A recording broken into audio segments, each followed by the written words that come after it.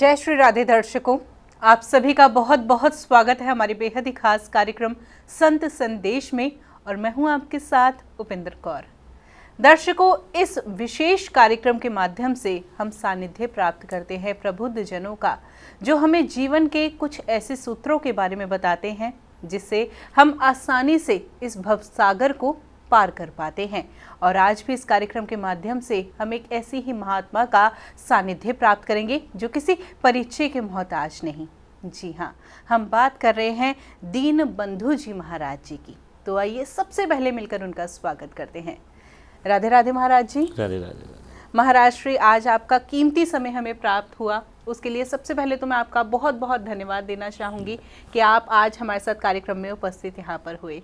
महाराज श्री, आपने इस देश में, भारत देश में तो सनातन धर्म का परचम लहराया ही है, साथ ही साथ आपने ढेरों सारी जो है यहाँ पर कथाएं भी की है।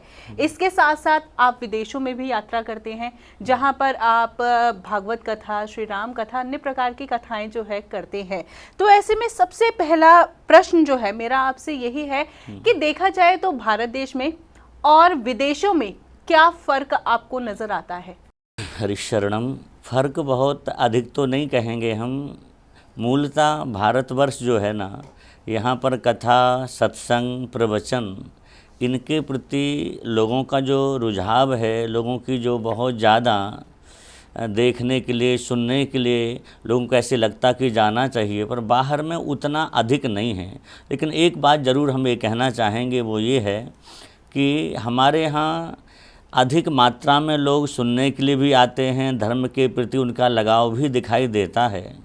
लेकिन कई बार कथाओं के क्रम में ऐसा देखा जाता है, कोई कभी आ रहा, कोई कभी जा रहा, कोई कभी आ रहा। पर वहाँ एक बात हमको विशेष देखने में मिली, अगर हमारा 3 घंटे का सत्संग है तो 3 घंटे जैसे हम कथा आरंभ करेंगे, जो लोग बैठ जाएंगे वो जब तक कथा का विश्राम नहीं होगा, बिल्कुल साइलेंट होकर के पूरे समय और प्रेम पूर्वक श्रवण करते हैं। उसका मूल कारण हमको समझ में जो आता है कि उन लोगों को कभी कभी सत्संग प्राप्त होता है। और हमारे यहाँ एक बात कही गई है शास्त्रों में भी कि कोई वस्तु जब अधिक मात्रा में प्राप्त होने लग जाती है तो उसके प्रति प्राय लोगों की महत्व बुद्धि कम रह जाती है। अपितु सत्संग को लेकर के ये बात नहीं होनी चाहिए। हम सबके लिए ये बात कह भी नहीं रहे हैं। बहुत लोग हमारे भारतवर्ष में ऐसे हैं जिनकी सत्संग के प्रति ऐसी महत्व बुद्धि है कि एक क्षण का सत्संग भी वो व्यर्थ नहीं जाने देना चाहते हैं। महापुरुषों की वाणी का बड़ा आदर करते हैं। पर कुछ लोग ऐसे भी हैं जो केवल और केवल एक खाना पूर्ति के लिए सत्संग में आते हैं, बाकी उससे बहुत ज़्यादा लेना देना उनको नहीं होता है। पर बाहर में हमने ये देखा, जितने भी लोग आते हैं वो बहुत श्रद्धा से, भाव से सुनते हैं। भले ही वो बाहर के रहने वाले, भले ही वहाँ रहने लगे प्रवासी हो गए हों, मूल रूप से भारतीय हैं।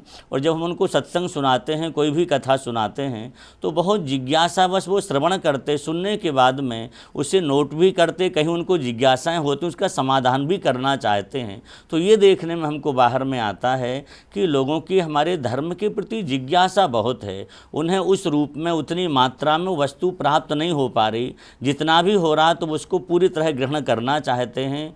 और जब हम उनसे मिलते हैं लोगों से, तो सबसे उनका मत लेते हैं, उनके भाव लेते हैं, तो वो लोग यही कहते हैं कि महाराज जी, हम लोगों का एक भाव होता है, हम जो कार्य करें पूरी तरह निर्भर, पूरा एक हो करके करें। अगर हम संसार का कार्य कोई करते हैं तो पूरी तरह मन लगा के उसे करते हैं। अगर हम आध्यात्म का कोई कार्य करेंगे तो हमारा भाव रहता 3 घंटे को भी आए तो पूरा 3 घंटा हम आध्यात्म को दें, जिससे कुछ हमारी समझ में वो आ सके। तो ये कहीं ना कहीं ये दिखाई देता है दोनों जगह में। जी, लेकिन महाराज श्री, अगर देश की बात की जाए तो आप भिन्न भिन्न देशों में सनातन धर्म के प्रचार के लिए यात्रा करते हैं। तो ऐसे में देश में अगर हम बात करें तो भारत देश बाहर के देशों से, मतलब विदेशों से कैसे अलग है?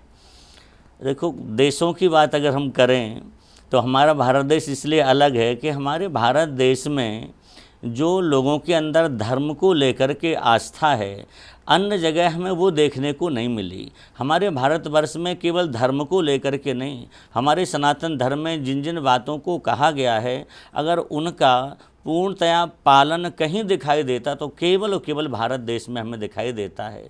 हमारे यहाँ भारतवर्ष में कहा गया है, मातृदेवो भव, पितृदेवो भव, आचार्य देवो भव, अतिथि देवो भव, इन सबको देव रूप मान के आदर करना चाहिए। तो ये यहाँ पर दिखाई भी देता है। बाहर के देशों में ये सब हमको दिखाई नहीं दिया। उनका अपना मजहब, उनका अपना जो भी कुछ होगा उसका शायद वो पालन करते होंगे, हम ज़्यादा उसमें नहीं गए। लेकिन जहाँ हमारे भारतवर्ष को लेकर के अगर हम दोनों की तुलना करेंगे तो विशेष रूप से हम देखेंगे भारत की तुलना कोई दूसरा कर नहीं सकता है। क्यों? हमारे भारतवर्ष में एक बात जो कही जाती है हमारे वेदों से लेकर के, वसुधैव कुटुंबकम की भावना। हमारा भारतवर्ष अपने धर्म का प्रचार प्रसार तो करता है, अपने धर्म के लिए आग्रह भी करता कि पालन करिए, लेकिन हमारा सनातन धर्म कभी किसी दूसरे का विरोध नहीं करता है, उनको भी अपना करके हमेशा चला है। और आज भी हमारे भारतवर्ष में कोई भी आ जाए उसका आदर है, उसको भी हमारे यहाँ धर्म से जोड़ा जाता है, उसको हे दृष्टि से कभी नहीं देखा गया। पर बाहर जा कर के अगर कोई दूसरे धर्म का है तो उनको उससे ज़्यादा कोई लेना देना नहीं, उसका कोई आदर भी नहीं। हमारे यहाँ सबका ही आदर है। आप भारतवर्ष में कहीं जा कर के देखो, किसी क्षेत्र में जा कर के देखो, सबका आदर किया गया है। तो ये सब देख कर के लगता है भले ही बाहर जा कर के देखें हम तो सुविधाएं बहुत हों, सिस्टम बहुत अच्छे हों, लेकिन जहां हम आध्यात्म की बात करेंगे उसकी तुलना भारत से तो हम किसी से कर नहीं सकते। भारत जैसा केवल भारत है। उसमें कहा भी जाता है कि अतुलनीय भारत, एक टैगलाइन भी हमारे भारत के लिए दी गई है। महाराष्ट्र, ये तो रही विदेशों की बात और देश की बात, भारत की बात हो रही है। तो विडंबना ही कही जा सकती है कि जो हमारे बड़े बुजुर्ग थे वो तो काफ़ी अभी तक हमारे धर्म से है जुड़े हुए हैं, उनकी वजह से धर्म बचा हुआ है। पर लेकिन धर्म को आगे बढ़ाने के लिए यंगस्टर्स का जो है ना, धर्म के प्रति जागरूक होना बहुत ज़रूरी है।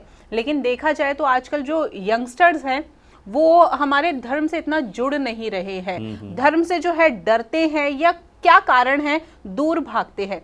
तो यंगस्टर्स के लिए मैं आपसे जानना चाहूँगी। उसके लिए हम केवल इतना कहना चाहेंगे, आज प्रायः जहाँ जाते सब लोग ये बात हमसे कहते भी हैं कि महाराज जी यंग लोगों को कैसे जोड़ा जाए, वो कैसे धर्म से जुड़ें, क्यों डर रहे। कुछ बातें तो ऐसी हैं कि आज के युवाओं को पता ही नहीं है कि हमारे धर्म में क्या चीज़ है। उनको ऐसा डरवा दिया गया है कि आप ऐसा करोगे तो ऐसा हो जाएगा। अभी तो हमारा धर्म कभी किसी को भयभीत करता ही नहीं। धर्म तो वो है इसकी शरण में आने के बाद सब निर्भय हो जाते हैं। हमारे धर्म में कभी किसी चीज़ के रोक टोक नहीं है। हाँ, हमारे धर्म में एक प्रक्रिया बताई गई है, सब चीज़ का उपयोग संतुलित रूप से करना चाहिए।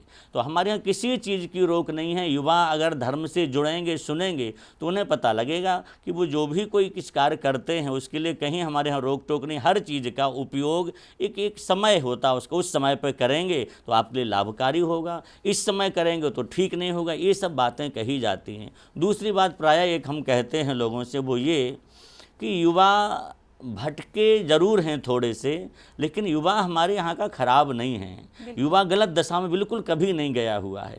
केवल आज वर्तमान में परिस्थिति ये है कि हमारे युवाओं की थोड़ी मानसिकता बदल दी गई है।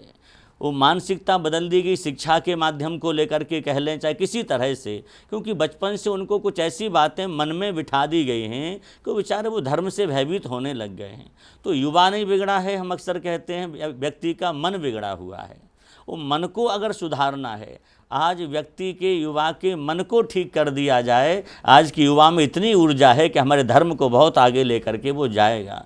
तो मन को कैसे उसको ठीक किया जाए जो मन बिगड़ा हुआ है। तो मन ठीक करने के हमारे सनातन धर्म में, शास्त्रों में, वेद में जो उपाय हैं वो है सत्संग। किसी अच्छे संत का उन्हें सानिध्य मिल जाए, सत्संग मिल जाए। सत्संग का तात्पर्य केवल कथाओं से लेना नहीं है। सत्संग का तात्पर्य कोई सही रास्ता दिखाने वाला उनको मिल जाए, जो वास्तविक बात है वो बताने वाला उनको मिल जाए। तो आज की युवा में बहुत ऊर्जा है और बहुत आगे बढ़ सकते हैं। हमारा प्रयास यही रहता है कि हम युवाओं को ठीक रास्ते पर लेकर के जाएं, और उसके लिए हमें चाहिए कि हम युवाओं को, बच्चों को सत्संग में लेकर के जाएं। कथाओं में लेकर के जाएंगे तो वो 3 घंटे बैठेंगे नहीं। सत्संग का तात्पर्य होता, कोई अच्छे संत हैं जो अच्छी बात कह सकते हैं, उनके पास लेके जाइए, बच्चों को बिठाइए और वो उनकी बात मन की लेकर के उनको समझाएं। उस बात का बहुत बड़ा प्रभाव होता है। तो हम आग्रह ये करेंगे सभी दर्शकों से भी कि आप अगर चाहें कि हमारे आज के युवा सुधरें, बच्चों में अच्छे संस्कार आएँ, तो अच्छे संतों का उन्हें संग कराइए। पहले उनके निकट ले जाइए, उनसे वार्तालाप आप कराइए। आज के युवाओं में इतनी ऊर्जा है, वो प्रश्न भी करते हैं तो उनके प्रश्न निरर्थक नहीं होते हैं, वो बहुत ठीक है, जिज्ञासाएं हैं उनकी। लेकिन होता क्या है कि वो जिज्ञासा को वो एक तरह से कुतर्क में ले जाते हैं, और सही सत्संग उन्हें मिलेगा, सही संत मिलेगा तो जिज्ञासा का समाधान करेगा, युवा अपने आप रास्ते पर आ जाएगा। तो आज के युवाओं के मन में जो अनर्गल बातें भर दी गई हैं, उसके लिए उन्हें अच्छा एक सानिध्य चाहिए जो उनको सही रास्ता दिखा सके। चलिए, बहुत अच्छे, आपने एक सूत्र भी हमारे युवाओं के लिए भी बता दिया कि किस तरीके से युवा जो है हमारे धर्म से जुड़ सकते हैं, आगे की ओर बढ़ सकते हैं। महाराष्ट्र, अब अगर हम परिवार की बात करें, क्योंकि अब हम ना थोड़ा वेस्टर्न कल्चर जो है ना अपनाते जा रहे हैं भारत देश में भी, तो अगर परिवारों की बात करें तो आप विदेशों में भी बहुत सारी यात्रा करते हैं, बहुत सारे परिवारों से मिलना जुलना भी होता होगा आपका। तो ऐसे में भारत के परिवार में जो सामंजस्य देखा जाता है, मेल जोल देखा जाता है, इतना कुछ, तो क्या विदेशों में भी ऐसा है? तो पर हम उतना नहीं कहेंगे जितना भारत में है। हमारे यहाँ परिवार केवल पति पत्नी को परिवार नहीं कहा जाता है। पति पत्नी के आपस में मेलजोल होते, प्रेम होता हो तो बाहर भी होता लोगों में, लेकिन परिवार का तात्पर्य हमारे यहाँ परिवार में माता पिता, अपना बेटा और परिवार के रक्त संबंध जिनके साथ में शरीर का संबंध, भले ही वो चाचा चाची और भी जो निकट के जितने लोग होते उसे परिवार कहते हैं।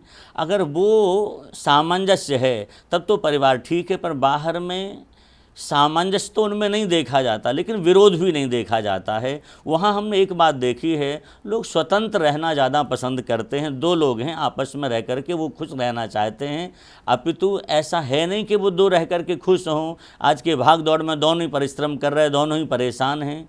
पर हमारे भारतवर्ष में जो परिवार की एकजुटता है, समरसता परिवार में है, उससे एक बहुत बड़ा लाभ परिवार को मिलता है, आने वाली पीढ़ी को लाभ मिलता है। अगर हम एक दूसरे से जुड़ करके चलेंगे तो हमारे संगठन में बहुत बड़ी शक्ति होती है।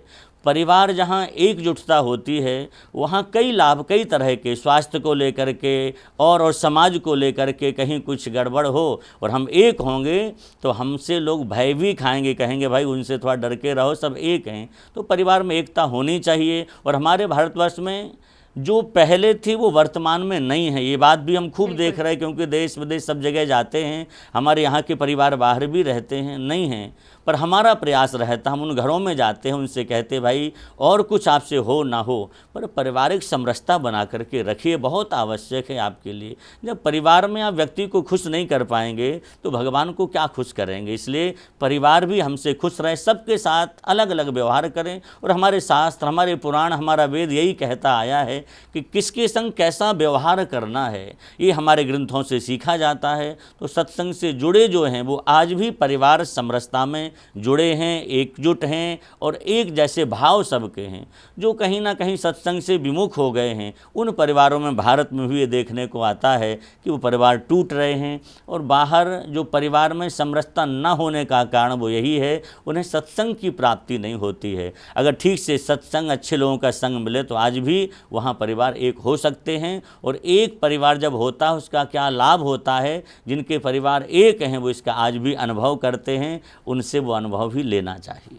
महाराष्ट्र, जैसे कि आपने अभी उत्तर दिया कि भारत देश में भी जो है अब इतनी जो पहले देखी जाती थी परिवारों में जो प्यार, मेल जोल जो देखा जाता था वो आज के समय में उतना नहीं रहा है। हर कोई ना अलग रहना चाहता है अपने माता पिता से, सिर्फ मैं, मेरी पत्नी, मेरे बच्चे, सिर्फ इतना परिवार रहना चाहता है। तो ऐसे में इस चीज़ को बढ़ने का कारण क्या है, और अगर ये चीज़ बढ़ रही है तो इसे कैसे रोका जा सकता है? देखो, बढ़ने का कारण निष्पक्ष भाव से अगर हम कहें तो आज की शिक्षा पद्धति है। हमारे यहाँ पूर्व में शिक्षा जो दी जाती थी गुरुकुलों की शिक्षा थी, और गुरुकुल शिक्षा में कभी भी परिवार से अलग होने की बात नहीं कही जाती थी। ये कहा जाता दुख में सुख में जैसे रहो अपने परिवार के संग रहना चाहिए। और जो लोग आज अलग रहते, एक लाइन हम उनके लिए जोड़ रहे हैं, यहाँ पर बीच में बोल रहे हैं, वो ये है कि पहले और आज में अगर वो कंपेयर करें तो वे देख सकते हैं कि पहले जो लोग सुखी थे, भले ही वो एक घर था रहने के लिए, एक कमरे में 5-5, 7-7 लोग रह जाते थे, कमरे बहुत कम होते थे, भवन बहुत कम होते थे, लेकिन लोग ज़्यादा होते थे। आज मकान बहुत बड़ा होता है, रहने वाले 2 ही लोग या 3 लोग रहते, सारा मकान खाली पड़ा हुआ है, लेकिन वो सुख नहीं है। वो सब एक कमरे में 8 लोग सो जाते थे, वो जो सुख था वो आज अकेले बहुत ज़्यादा सुविधा होने पर, बहुत ज़्यादा धन होने पर वो सुख नहीं है। तो इसको उन्हें कहीं ना कहीं खोजना चाहिए। कारण क्या है? मूल कारण ये है, जब एक रहते हैं तो मन प्रसन्न रहता, सबसे मिलजुल के अपने मन की बात कह लेते। अब दो ही लोग रह रहे, किससे क्या कहें? भय और रहता है, ज़्यादा कुछ कहेंगे ये भी ना नाराज़ हो जाए, फिर हम अपने मन की बात किससे कह पाएंगे? तो इन सब बातों को लोग समझ नहीं रहे। आज की शिक्षा पद्धति ने लोगों की मानसिकता ऐसी कर दी कि हम अकेले रहेंगे तो सुखी रहेंगे। लेकिन कभी भी अकेला व्यक्ति सुखी हमारे यहाँ हुआ ही नहीं है। सुखी जब भी हुआ, समाज से जुड़ के, परिवार से जुड़ करके सुखी हुआ है।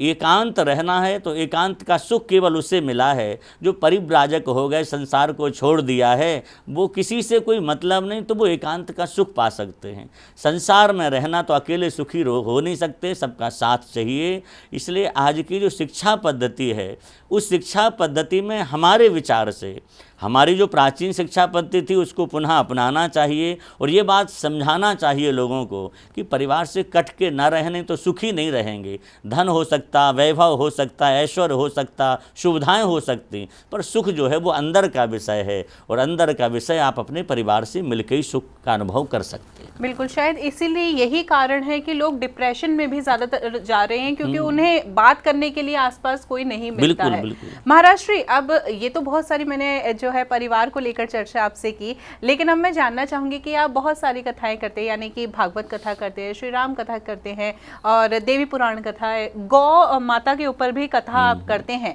तो देखा जाए, मेरा एक सवाल आपसे ये है कि सबसे महत्वपूर्ण कथा कौन सी है जिससे प्राणी जो है ना इस भवसागर को आसानी से पार कर सकता है? अच्छा आपने क्वेश्चन किया है। मूल बातें हैं, हमारे यहाँ जितने भी पुराण हैं उन पुराणों का मूल उद्देश्य ही है जीवों को सुखी करना। वेदव्यास भगवान ने वेद के जब विभाग किए तो 17 पुराणों की रचना की पूर्व में। उन पुराणों में 2 चीज़ें कही गई हैं। पुराणों में हमारे यहाँ जितने भी पुराण हैं, सब पुराण में 2 बातें कही जाती हैं, एक तो आध्यात्म, एक व्यवहार। मानी संसार के सुख भी आप कैसे प्राप्त करो, तो उन पुराणों में पृथक पृथक देवी देवताओं की उपासना बता दी गई है। अगर आपको ये सुख चाहिए तो अमुक पुराण में अमुक देवता की इस विधि से पूजा कर लो तो ये सुख आपको मिल जाएगा। तो संसार के सुख और उस उपासना को करते करते करते करते जब मनस्थिति हमारी अनुकूल हो जाएगी तो उसी पूजा से, उसी अर्चना के माध्यम से हमें वो आध्यात्मिक लाभ भी मिलेगा जो मानव जीवन में मिलना चाहिए। हम एक दिन ऐसा आएगा कि उन सब कामनाओं से विगत हो करके हम उनकी निष्काम भाव से उपासना करेंगे तो भव सागर से पार हो जाएंगे। तो जितने भी पुराण हैं उन सब पुराणों में देवी देवता की उपासना इसलिए कही गई कि आज का मानव, आज का व्यक्ति सीधे सीधे आध्यात्म से जुड़ नहीं सकता है। इन पुराणों में उसके लिए प्रलोभन दिए गए हैं कि अमुक देवता की पूजा करने से ये मिल जाएगा। आप सोमवार के दिन शिव जी को जल चढ़ाएंगे तो धन की प्राप्ति हो जाएगी। शुक्रवार को भगवती देवी की उपासना करेंगे तो धन संपत्ति आपके घर में रहेगी। तो इन प्रलोभनों को लेकर के भी अगर वो हमारे देवी देवताओं की उपासना करेगा, उन प्राणों को श्रवण करेगा, तो एक दिन निश्चित ऐसा आता है कि उपासना करते करते उसका अंतःकरण, उसकी बुद्धि इतनी निर्मल हो जाती है तो जो उन देवताओं से संसार की वस्तु मांगता तो कभी ये भी मांग लेता कि हमारा उद्धार भी भवसागर से पार हो जाएं, हमारा उद्धार भी आप कर दीजिए, ऐसा भी कोई मार्ग बताएं। तो पूजा करते करते, उन शास्त्रों को, कथाओं को सुनते सुनते वो मार्ग भी उसे प्राप्त हो जाता है। दूसरी बात आपने कही इनमें श्रेष्ठ कौन है, तो श्रेष्ठता वाली बात हम आपसे कहें, जितने पुराण हैं सबको लिखने वाले वेदव्यास जी भगवान हैं और लिखा सब जीवों के कल्याण के लिए हैं। लेकिन हम श्रेष्ठ उसे मानेंगे जिसे श्रवण करके, जिसमें हमारे यहाँ मानव के कल्याण की बात कही गई, वो श्रेष्ठ माना जाएगा। संसार की वस्तु देने वाली बात जो कही गई उसको हमारे यहाँ आध्यात्म की दृष्टि में श्रेष्ठ नहीं कहा जाता है। श्रेष्ठ कौन है? जो संसार से उठा करके हमें परमात्मा की गोद तक पहुँचा दे। तो उन पुराणों में मूल रूप से हमारे श्रीमद् भागवत ऐसा ग्रंथ है जो श्री कृष्ण की प्राप्ति कराने वाला है। वहाँ वेदव्यास भगवान ने एक बात कही है, कृष्ण प्राप्ति करम शाश्वत साधनम तद्वदाधुना।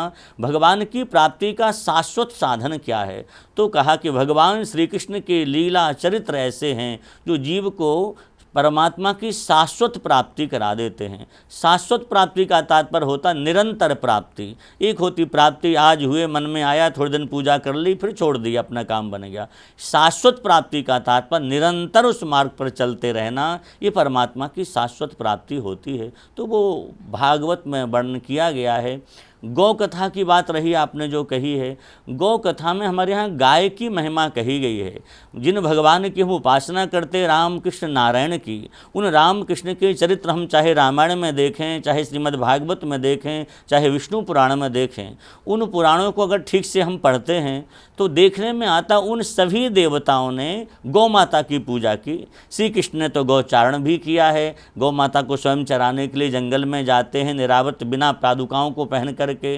भगवान श्री राम ने अद्भुत गौ सेवा की, वाल्मीकि रामायण में वर्णन है। गौदान भी करते, नित्य राम जी गौ पूजा करते हैं। भगवान नारायण भी गौ सेवा करते, गौ पूजा करते हैं। तो जो गौ पुराण है अथवा गौ भागवत है तो गौ कथा है, कुछ भी कह लें, क्योंकि अलग से तो वो कोई पुराण है नहीं। अन्य पुराणों से गौ महिमा को एकत्रित करके एक पुराण जैसा बनाया गया, उसे हम लोग गौ कथा कहते हैं। उसका उद्देश्य होता है जन जन में गौ भक्ति जागृत हो, लोग गौ सेवा से जुड़ें, उसके अनेक लाभ हैं, इसलिए गौ कथा कही जाती है। बहुत सुंदर। देखिए दर्शकों, मैंने कार्यक्रम के प्रारंभ में ही आपसे कहा था कि इस कार्यक्रम के माध्यम से आपसे ऐसी चर्चाएं की जाती है जिससे आप आसानी से इस भवसागर को जो है पार कर सकते हैं, क्योंकि ये जो बातें हैं ना बहुत महत्वपूर्ण है, आसानी से इन्हें ये श्रवण करने को मिलती नहीं है। तो कार्यक्रम आप बहुत ध्यानपूर्वक देखिएगा। साथ ही साथ यदि आप महाराष्ट्र से कथा करवाना चाहते हैं तो ऐसे में अधिक जानकारी के लिए नंबर्स लगातार आपकी टीवी स्क्रीन पर दिखाए जा रहे हैं। चलिए इसी के साथ कार्यक्रम में आगे बढ़ते हैं।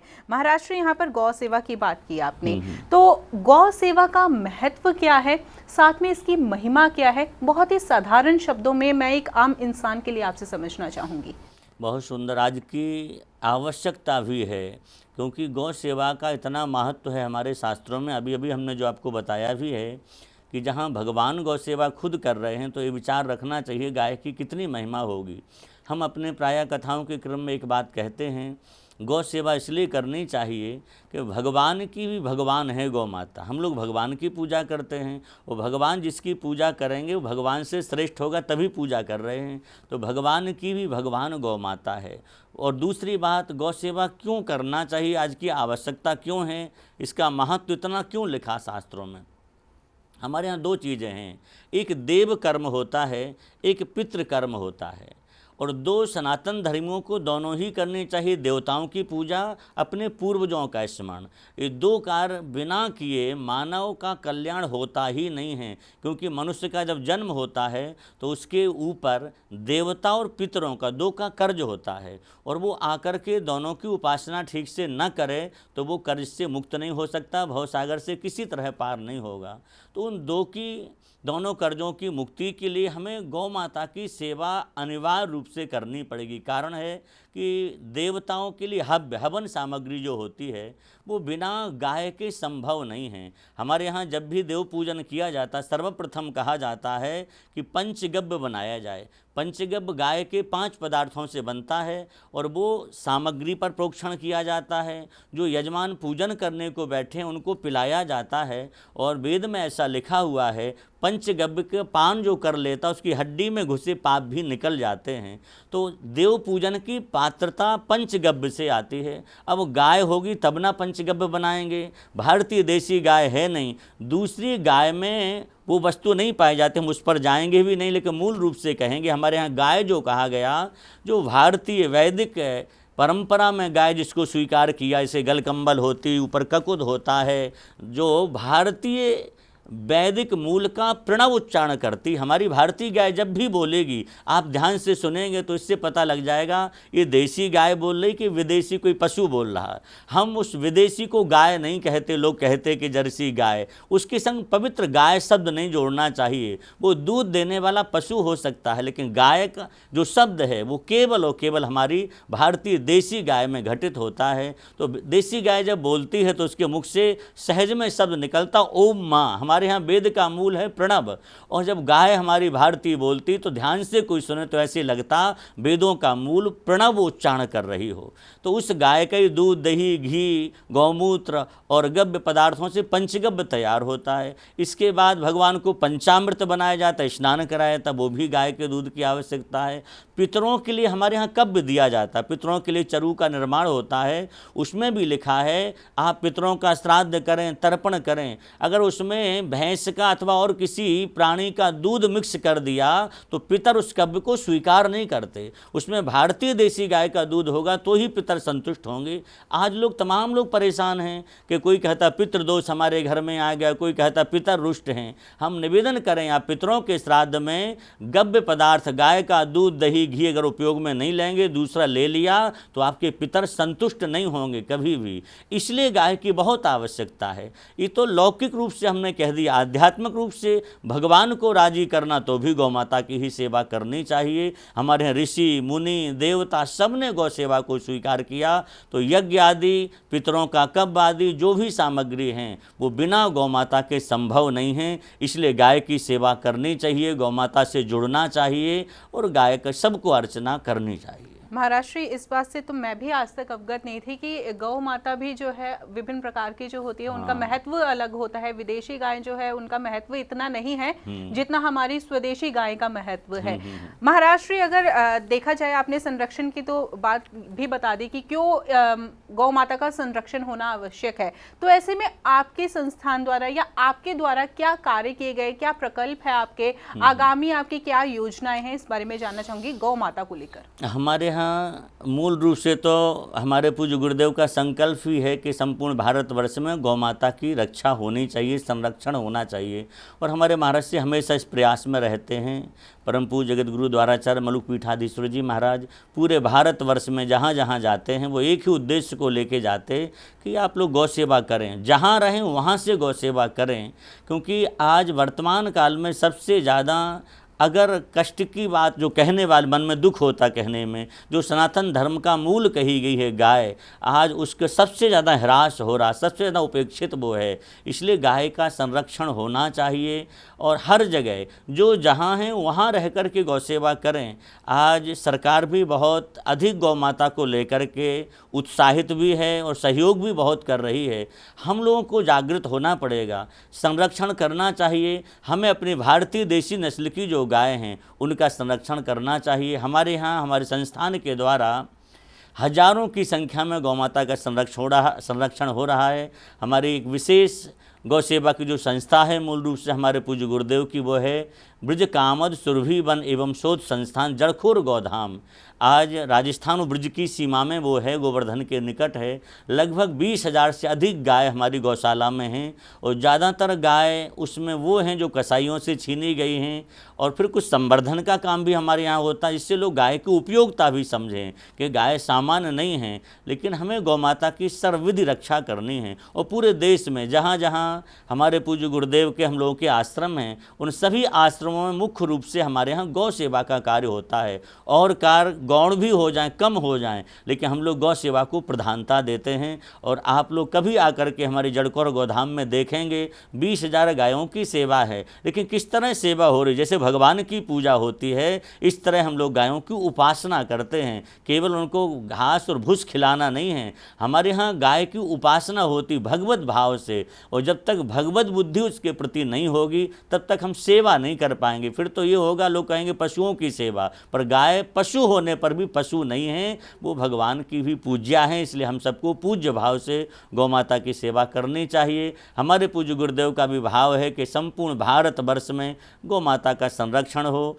ब्रज में अभी जगह जितनी थी हम लोग उतनी गाय रखे हैं। महाराज श्री का हमारे मन तो ये है कम से कम 1-2 लाख गाय ब्रज में ऐसी गौशाला बने, वहाँ गायों का संरक्षण हो और गौ माता स्वच्छंद रूप से विचरण वहाँ पर कर सकें। ऐसा आगे भी हमारा विचार है और जगह जगह लेकर के हम लोग गायों को अभी भी रख रहे हैं, क्योंकि गाय प्रतिवर्ष बढ़ती जाती हैं तो उनका निरंतर संवर्धन का कार्य चल रहा है और आगे भी गौ सेवा होती रहे, इसके लिए हम सब प्रयासरत हैं। बिल्कुल, गौ सेवा होती रहे इसके लिए महाराष्ट्र तो प्रयासरत है। ऐसे में आप भी महाराष्ट्र के प्रकल्पों से जुड़ सकते हैं। जुड़ने के लिए बस आपको क्या करना होगा, इन नंबर्स पे कांटेक्ट करना होगा जो नंबर्स लगातार आपकी टीवी स्क्रीन पर दिखाए जा रहे हैं, क्योंकि गौ सेवा से जो सबसे बड़ा धर्म है वो अन्य शायद कोई और नहीं हो सकता महाराष्ट्र। अब कार्यक्रम के अंत में मैं आपसे जीवन के एक ऐसे सूत्र के बारे में जानना चाहूंगी जिसे हर एक प्राणी को अपनाना चाहिए।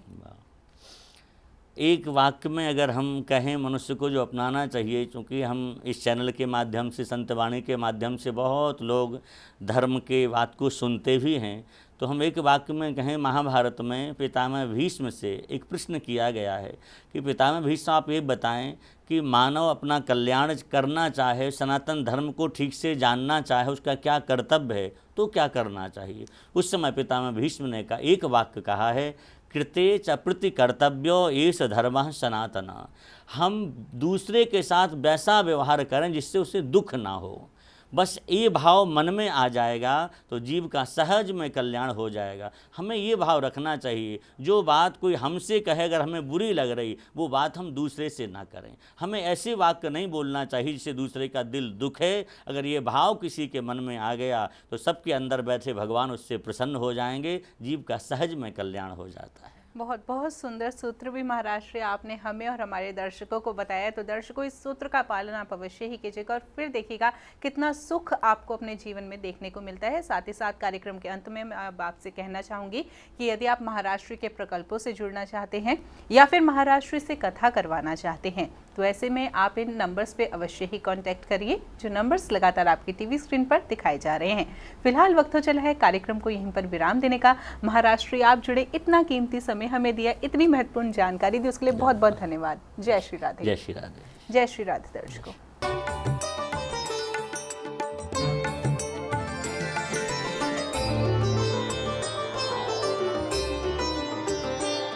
आप हमारे संतवाणी चैनल को सब्सक्राइब करें, वीडियो को लाइक करें, शेयर करें और हाँ, बेल आइकन पर क्लिक करना बिल्कुल ना भूलें ताकि हमारी किसी भी वीडियो की सूचना सबसे पहले आपको मिले।